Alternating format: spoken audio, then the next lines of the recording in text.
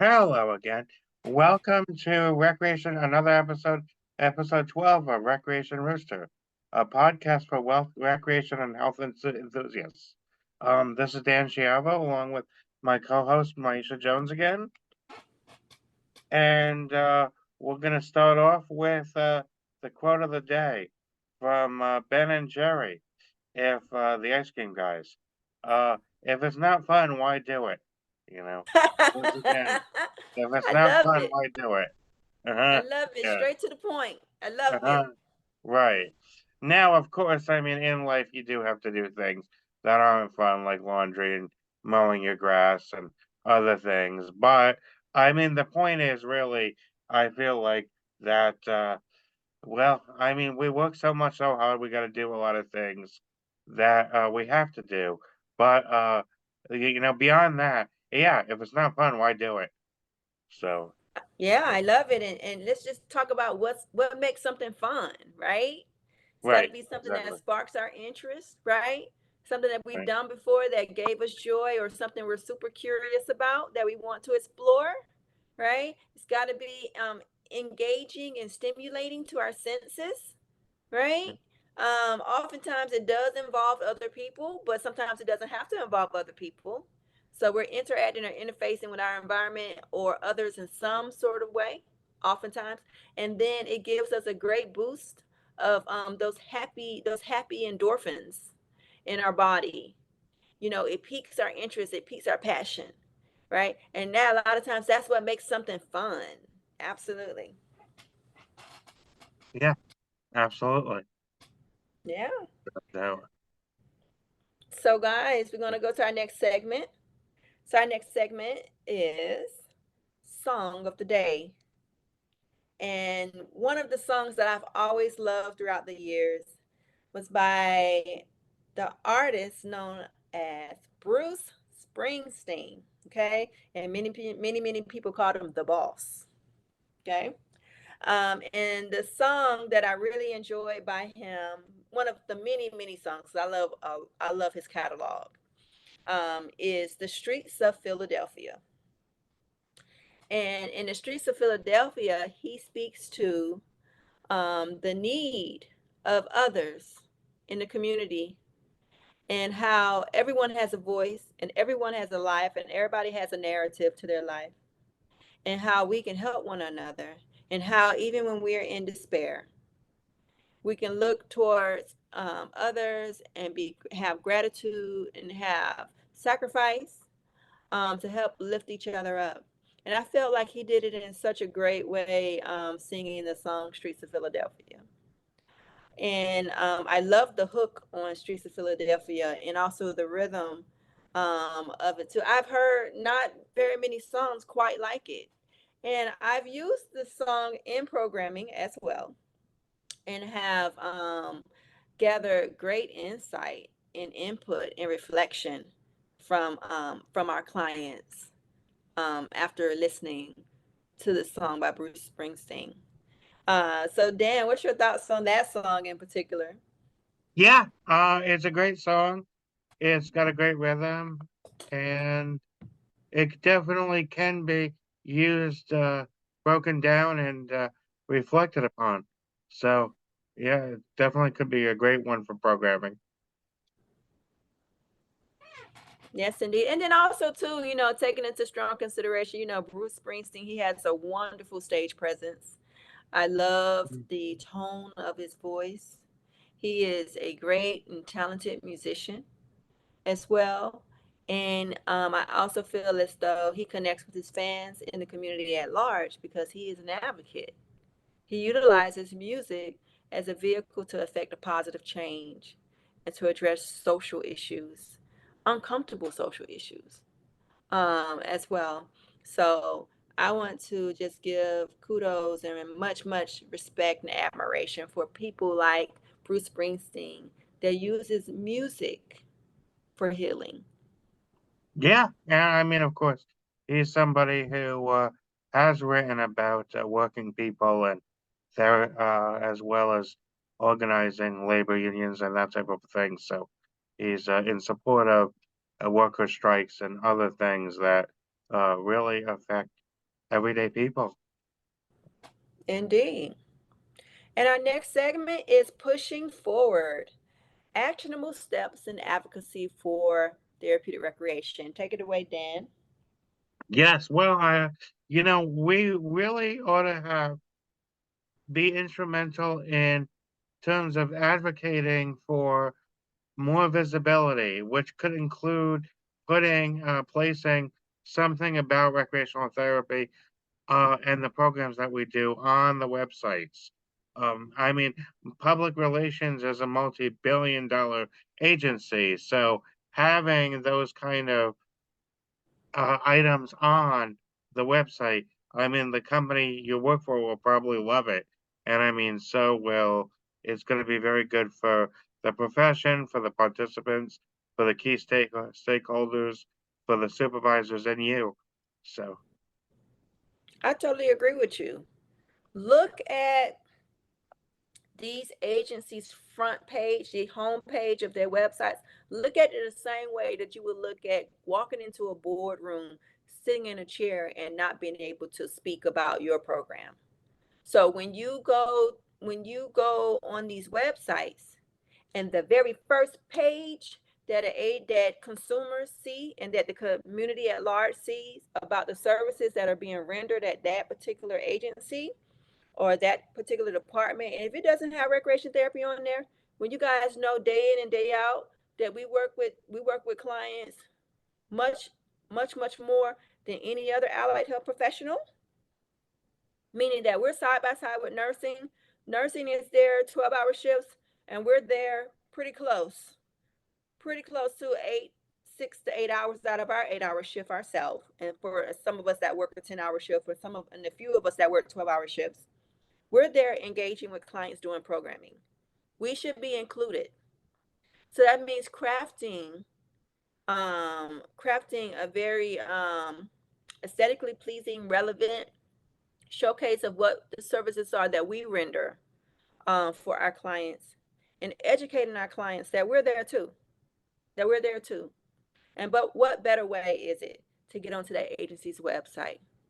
It also means that that's going to take you calling the executive leadership office and petitioning for that to be put on, and then working with clinical informatics or the marketing department that handles website updates, and ensuring that you do your due diligence to have the final draft um, representative of what it is that you do. So don't get all the way up to the point of getting it added to the website and then letting somebody who's not even an RT draft it for you and not getting input from you. You want to follow it all the way through. And you also want to make sure that you are in CC'd and included in the interactions when they do updates and how frequently they do updates. So that you can create a marketing campaign from that agency's website. Absolutely. And it's super important, guys. I can't stress the importance of that. That you like they showcase PT, OT, social works, doctors, nurses on these websites, that they also showcase RT, and making sure that you have a spot that is comparable and that there is parity. Let's not have this huge spot for one particular allied health professional and then this tiny inconsequential spot for RT that's over in the far left corner that no one's going to stroll down to.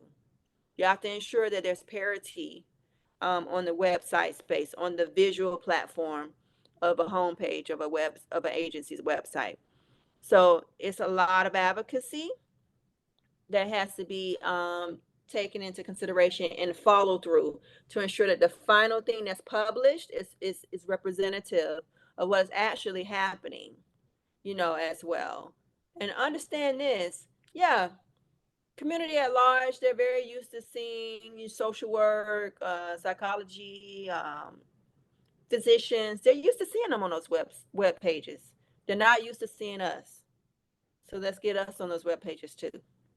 Let's affect a positive change. That way, 5, 10 years from now, we'll be as well known for working in these particular health delivery systems as social work, as nursing, as physicians, as PT and OT. Okay. So we need to make sure we advocate for that in our respective areas. And that's something that we have to be accountable for. Yeah, there's no doubt about it. And I mean, of course, ultimately they're gonna like it because we do a lot of programs that can be highlighted. So that's huge. And for public relations, that's huge too. So that's which like I said, every company looks for. Yeah, absolutely. I mean, just at Greater Los Angeles VA, when you click on recreation therapy, it was going to the national office's recreation therapy page. There was no page for recreation therapy at Greater Los Angeles VA. And I found that to be so crazy. So one of my first things I put in as a mental note for myself, being the manager there for RT, is to ensure that there was a local page that was put in so that when people in the Los Angeles or the Pacific region clicked on Greater Los Angeles VA, that actually the click actually went to what we were actually doing here in Los Angeles. And then I also reached out to the national office over in DC to let them know that they needed to update and revamp their page because it hadn't been updated and revamped in a while. And that was something that was on the agenda. So I was glad to hear that it was already something that was on their to-do list. But we have to continue to utilize these digital spaces to our benefit. It's the easiest way. It's high stakes, high trust, but low labor, right? Once you craft it, it does what it needs to do within the algorithm. So let's make sure we utilize that to our benefit. Sure. It Yeah. helps to have the technical skills to do that. But you Right. could, draft which is another skill that sometimes we often have. But of course, it does also, you could also draft it on paper and have a technical person kind of put it together.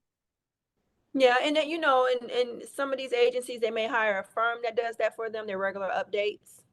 And then some larger, agencies like the VA, they have whole departments, type of thing. So it's really just a thing of one, getting approval from your superiors, and then drafting it and making sure that it is indicative of what's actually happening.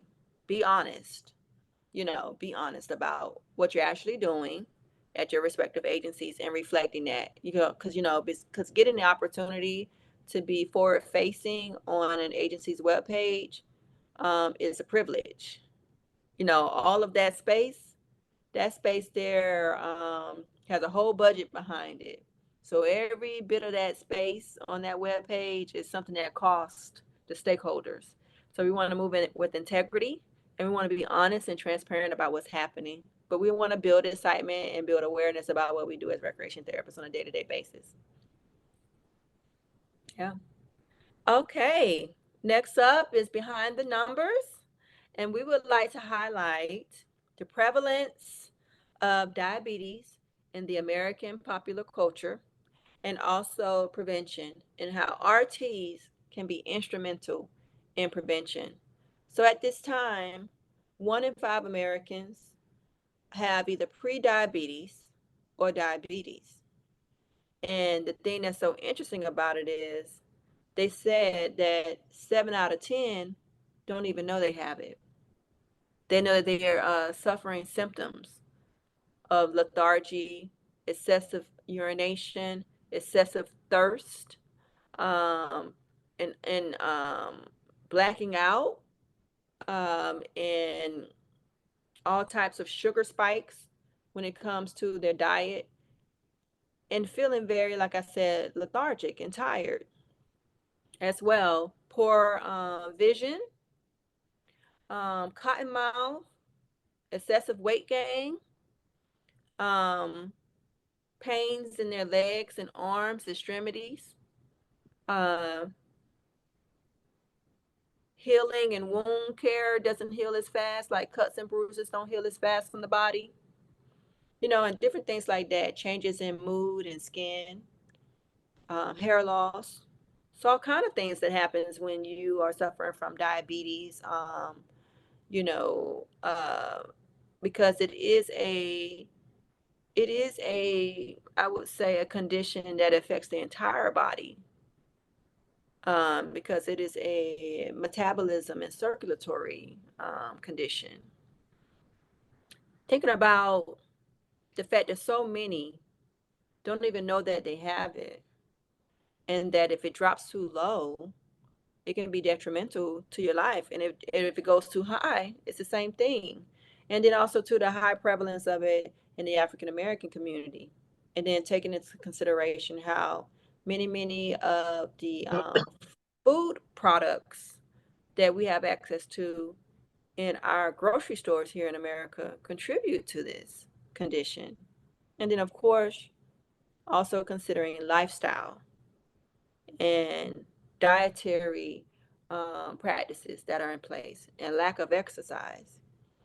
I do feel that it is super critical for recreation therapists to be used in the recovery, rehabilitation, and prevention of diabetes for selected communities that may exhibit a higher acuity or more chronic ailments associated with diabetes. We are not just therapists, but lifestyle managers, lifestyle consultants. We give sustainable interventions and coping skills that aid a person in changing their life for the better. We can definitely be used in a lot of these different nonprofit and also, I say, federal programs. They need to add us to the staffing matrix to be to refer clients to us for programs, interventions, and wellness plans that will help them to manage their diabetes and eventually get rid of the need to even have insulin or pills to manage it. What's your thoughts on it, Dan? Yeah, there's no question. I mean, it's such a complex condition, and definitely prevention and preventative lifestyle with diet and exercise goes a long way towards uh, preventing it and managing it if you've already got it, and reversing it, especially in the early stages. It can be reversed. So that's the beauty of it. And of course, we could be instrumental in helping people, and in some ways we already are. But we need to be more, push for more recognition with that and have more referrals for that reason for diabetes, because that is a complex condition that is in the blood and our blood flows everywhere in us. That's So it right. does affect the whole body. So diabetes can be, it can really thicken the blood and cause a lot of circulatory cardiovascular issues. And that's the problem. The sugar, it thickens the blood, and of course, even with the blood sugar going too low, that's also a big problem. So, and I mean, of course, there's type 1 diabetes that doesn't have to do with lifestyle per se, but it does need to be managed throughout life. So, and of course, we could help manage that. We could help with a lifestyle that can keep that diabetes from getting worse. So, it's not really their fault that they have it and stuff. That doesn't really have anything to do with lifestyle. But you were almost born with type 1 diabetes. But of course, you can, help with a better lifestyle. So that's critically important. Diabetes and catching it early.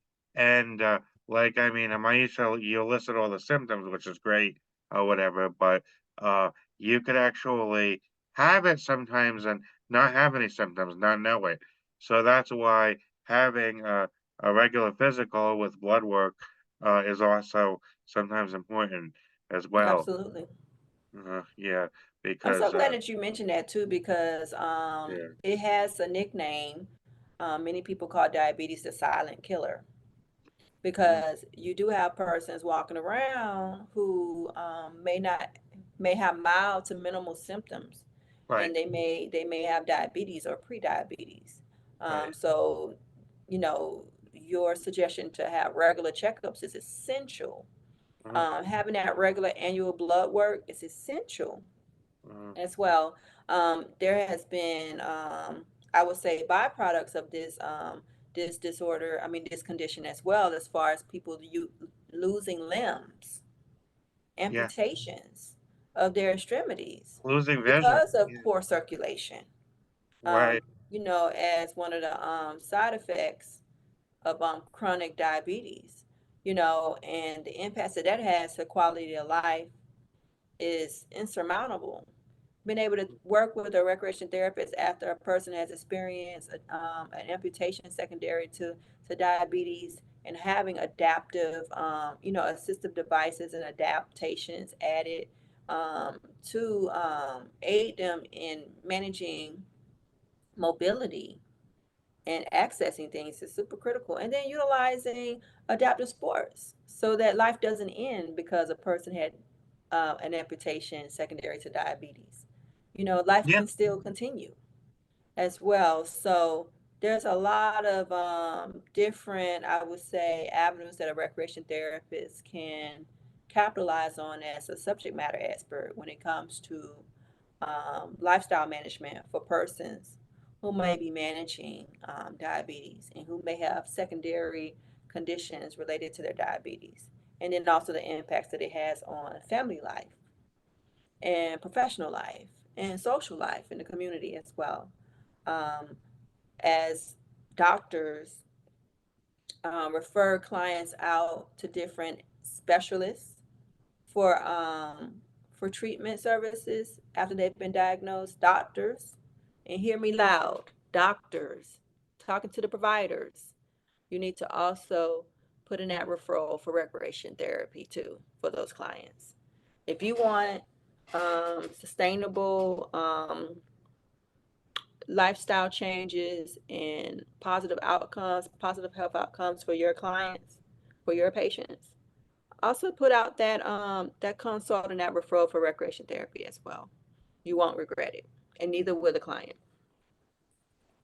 And next up, guys, our next segment is Below the Surface, Recreation Subcultures. And today we would love to showcase air gliding, or any sport where there is aero, meaning that you are in the air, be it hot air balloon or air gliding or parasailing or any type of sport where you are in a aircraft. Okay. As you guys know, a lot of people have a lot of apprehension when it comes to doing anything in the air because we have a natural and inherent fear of falling because of gravity, okay? Type of thing. So that's naturally so. But you do have a subculture of persons, of communities that enjoy anything where they're in the air. Okay. And it's not just pilots. So I wanted to just highlight and showcase how at Greater Los Angeles VA, we have an air gliding group where we take veterans into the air. They go into an aircraft and they glide, and it's the most scary but exhilarating feeling that you can imagine. And for many, once they do it their first time, they're hooked. They can't stop. They just really enjoy it. And this is one of the modalities that we use in therapy programming. What's your thoughts on any air sporting? It's a great way to get a natural high. I mean, I saw that a little bit firsthand with the ropes course that we had when I was intern at Parsons Charlotte Family Center, my internship in Albany, New York, and it really does build a lot of cooperation, problem solving, team building, because you're really relying each other being in the air. So, and of course, talk about expanding comfort zones. So, in terms of Right. ways to grow. So, definitely, it definitely has a lot of, inherent therapeutic benefits, but it is also a thing where you need to really make sure that you know what you're doing because there is a real risk involved Absolutely. in that. So, uh, yeah. I don't know how much. Yeah, that's what I'm saying. There's a real risk involved. Yeah, So so like yeah, all things, safety before treatment. right. And we are very thankful to have competent community partners that do it year round. This is their business. And with our partnership, we're able to create these very like high ropes, adventure based therapies that for many, many of our veterans that are used to have living a high adventure, high risk type of life. It really, they really embrace it, and it does great therapeutic benefits for them. So yeah, very excited about the subculture of air gliding or anything when it comes to aircrafts and air sporting. And Yeah, our I mean, next one, definitely, in terms of, for substance abuse, it is great because it is a natural yeah, high. For young people who, need that sense of adventure, definitely, great, definitely great as well. yes, yes. And next up, guys, our next segment, fast facts and TR. Okay, Dan, take it away. Yeah, well, in terms of, our profession, it works very well. We could also be in many ways community liaisons, kind of linking the agency to the community and the community back to the agency. So that is critical and a very critical skill. In many ways, we are the face of the agency. So it's another opportunity for public relations, which, as I've said before, is a multi-billion-dollar agent, industry in this country. So we've got to capitalize on that. But with our personability and ability to communicate and organizational skills, documenting, I've been in these kind of positions, and it's really a lot of first there's the interactions and giving our elevator speech and everything, and then it's thanking them for the time to listen, following up, remembering, uh, birthdays, anniversaries, and other reasons, holidays, Huntington, your leads around holidays, your network around holidays as a way to continue building those relationships. So that's critical with what the role of a community liaison and how we can play that as recreational therapists and even uh, even going full time in a community liaison kind of capacity. Very true. I mean, it's essential in order to scale up and to offer, diverse programming. I feel like, Yeah. it's not easy to build these relationships with community partners because you got to find what common goal we have, if it's a good fit for the agency that you're working for, and also if it's a good fit for the clients as well. So there's a lot of different factors that come into the fold. And then, of course, finding out procuring resource or procuring contracts so that people will know what they're responsible for in the provision of services is also important. You know, um, Managing volunteers as well, onboarding them, having regular check-ins with the clients to ensure that they are satisfied with the services that are being rendered in the collaboration as well. So very thankful for all community supporters, and then for the RTs that, as you mentioned before, go out and build these relationships as well. So this is definitely something that many RTs are very adept at. It is definitely a skill that gives more bang for the buck for the agency and creates beautiful programming that can be highlighted and capitalized on, not just for the consumers, but for the community supporter and also for the agency that you're working with. Yes. And next up, guys, our next segment is cornering the market. Tips for success in private practice, and that is recreation therapy private practice. So I wanted to focus on just a few things. Interview skills, okay? Interview skills. So with that being said, yes, you're in your own private practice, but let's be honest here, right? If you are pitching your services business to business, and even if you are taking on subcontractors, it is super critical from you being the person that is rendering services, meaning trying to get the contract, or you being the person that is hiring a provider to render your services through your business. It's essential that there are some fundamental interview skills that are taken into place. Oftentimes, people may not think that first impressions don't count, but guess what? They really do. So there's a few things that takes no skills that you can do to help to give you an edge above the competition. First and foremost, fresh face, good eye contact, and wear business casual or business attire. When I say this conveys professionalism, trust, reliability, and motivation. It conveys it all without you even opening up your mouth to talk. So that one right there, that's a freebie. Requires no skill, just due diligence, okay, and a little effort to iron your clothes in the morning. And yes, use an iron. Use an iron, okay? Now, with the speaking, good eye contact, being very concise in what you say, utilizing your words wisely. I would say expressing and conveying your value asset to the agency. Doing your research prior to your interview with the agency so you'll know what their mission statement is, what goals they have, and seeing if it's in alignment with your own. And then speaking to that. Can't stress the importance of actually answering the questions that they give you.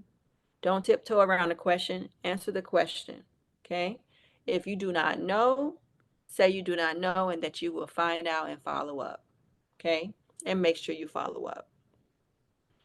Having your own set of questions that you want to ask the agency, it lets them know that you want to make sure that it is a best fit for both parties involved. Because at the end of the day, it is about having a long-term relationship, not oh, I'm just going to work with them for 6 months and then move on to another agency. No, we want long-term relationships because onboarding a new contractor, a new vendor, even a new subcontractor costs time and money.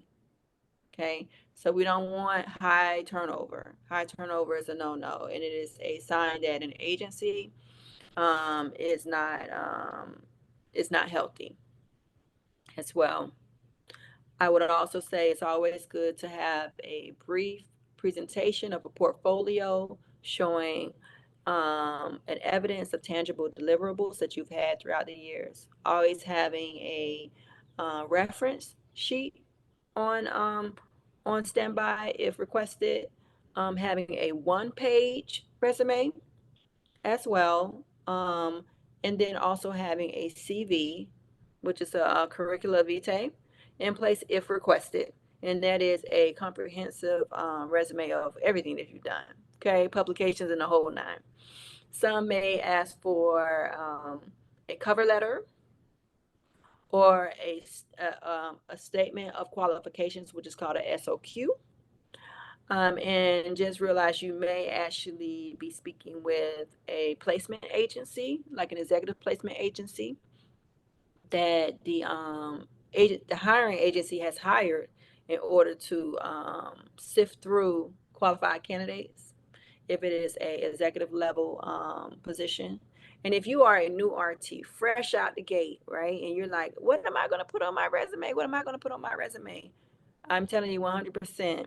Put your field work opportunities and your internship opportunities and put projects that you have worked on that resume and get those letters of recommendations from those particular agencies that you did those field works and internships at, and also your professors. Okay. And then also make sure that in your own mission statement or objective statement that you mention what you want to do in the next 5 or 10 years. Put it right up there at the very top as well. And those are some interview skills that will help you in private practice. Yeah, and as well as actively listening, because I mean, they know if you're really listening. So paying attention to what they're saying, clarifying that you heard them correctly. Probing, asking for additional information is are all great skills that can be very good when interviewing a company, or even if you're hiring somebody, interviewing somebody.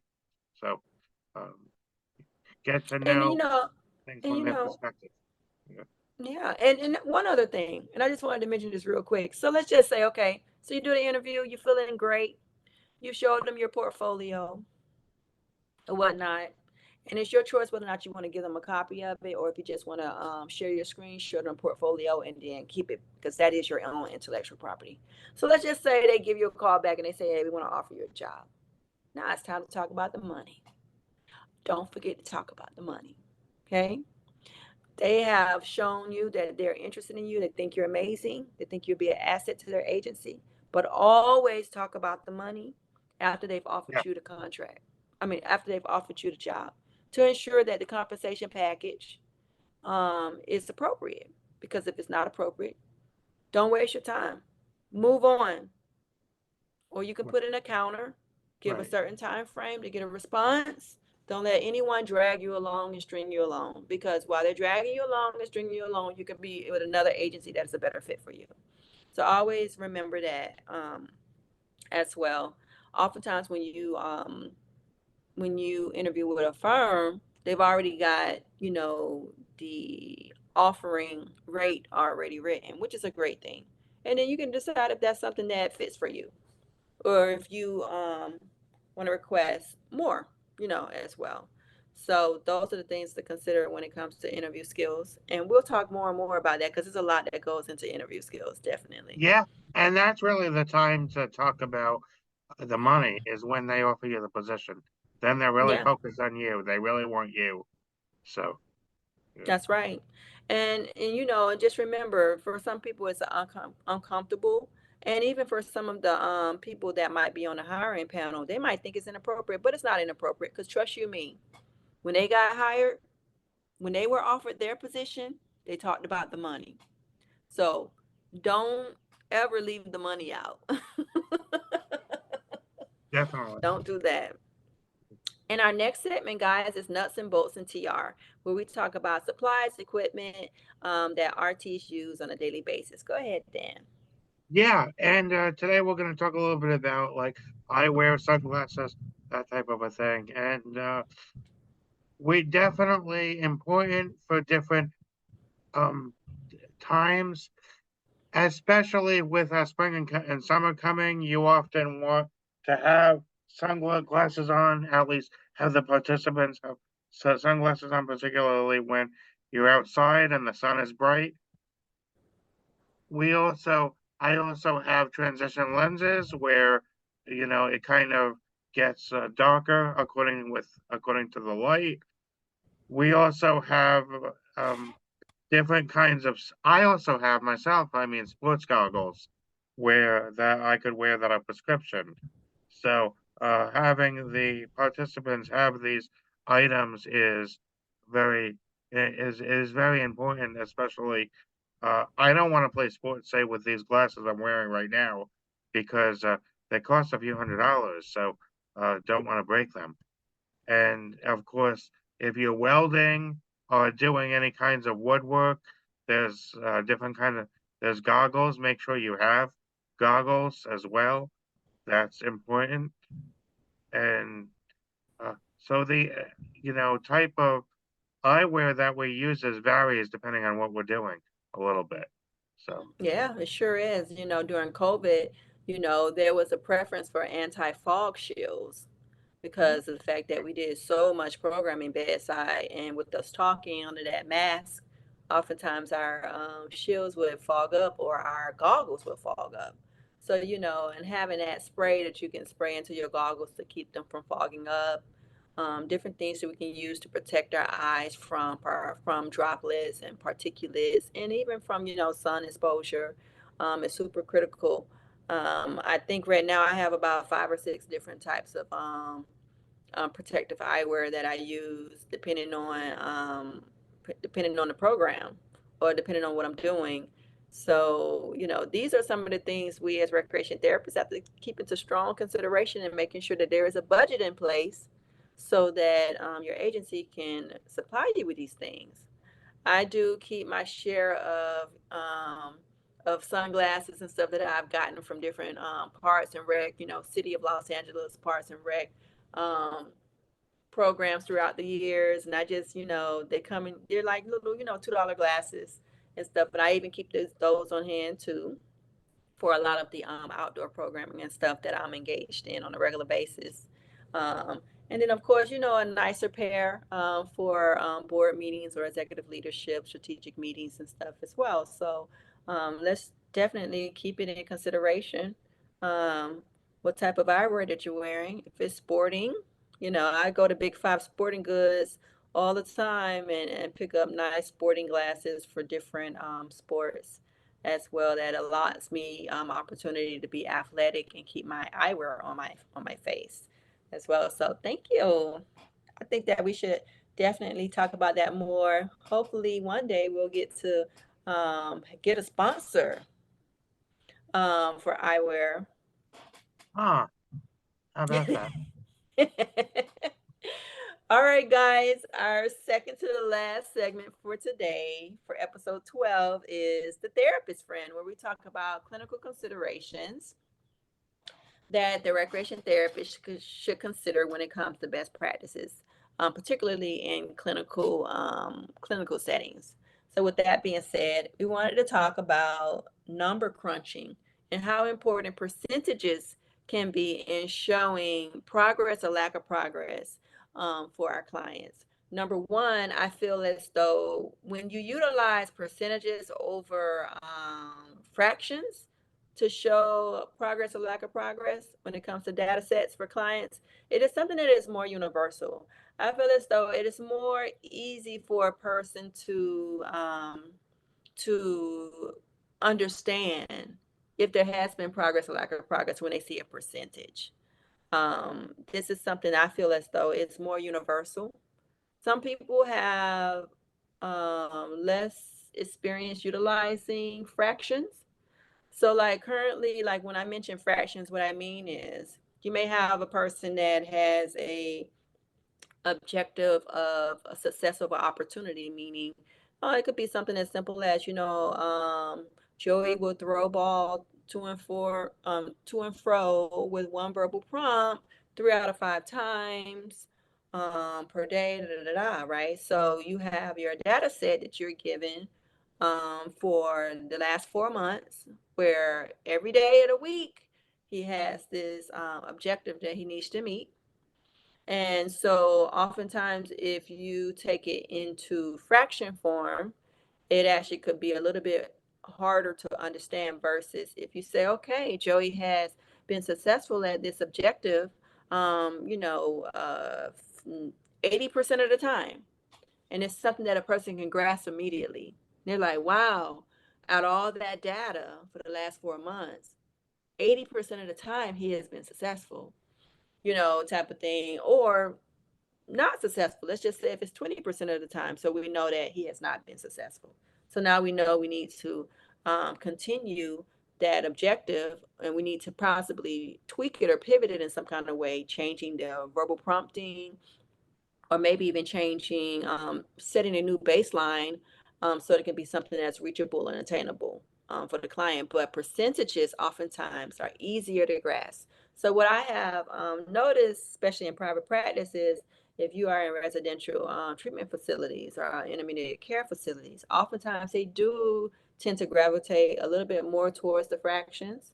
However, if you're able to give it to them two ways, meaning list the fraction, but also put the percentage to the side.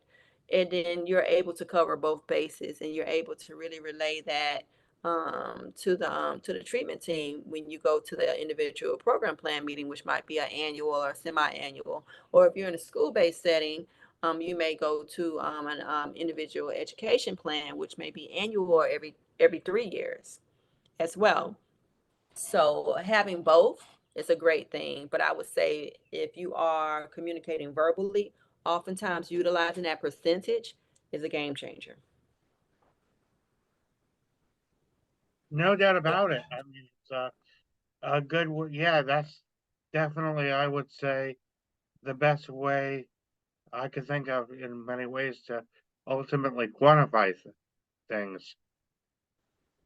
Yes, and also too, I would say if you have any proposals or any program that has been piloted and funded initially by any agency, and they want those accountability logs in place showing that you are collecting data on progress or lack thereof, they like percentages too. They do. And last but not least, guys, we have Recreation Rooster Stamp of Approval. This is a person or agency or facility that Dan and I have found to embody best practices in TR and that we think is simply amazing. And today, we would love to give our Recreation Rooster Stamp of Approval for episode 12 to the Wounded Warrior Project. As you guys know, the Wounded Warrior Project is a very well known nonprofit that caters to the livelihood and the health and wellness and recreation and leisure pursuits of not just veterans, but also first responders.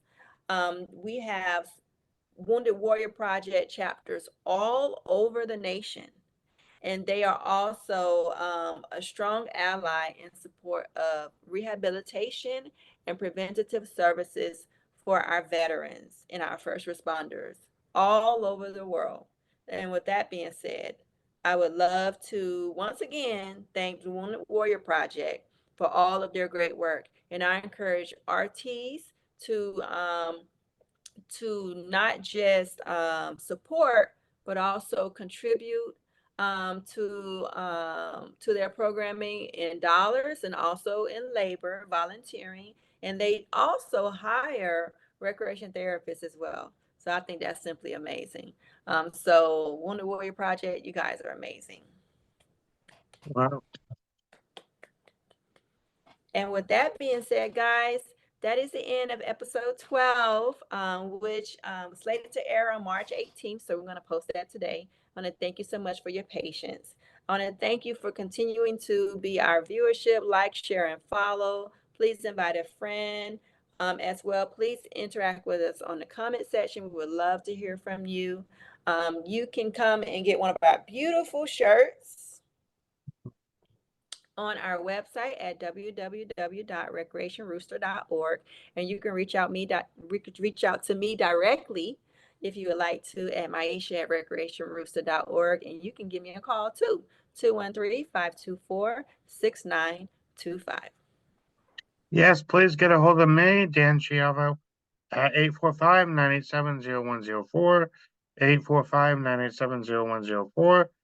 Also at Daniel at recreationrooster.org, Daniel at recreationrooster.org. And thank you again for being with us. Check out our website, www.recreationrooster.org.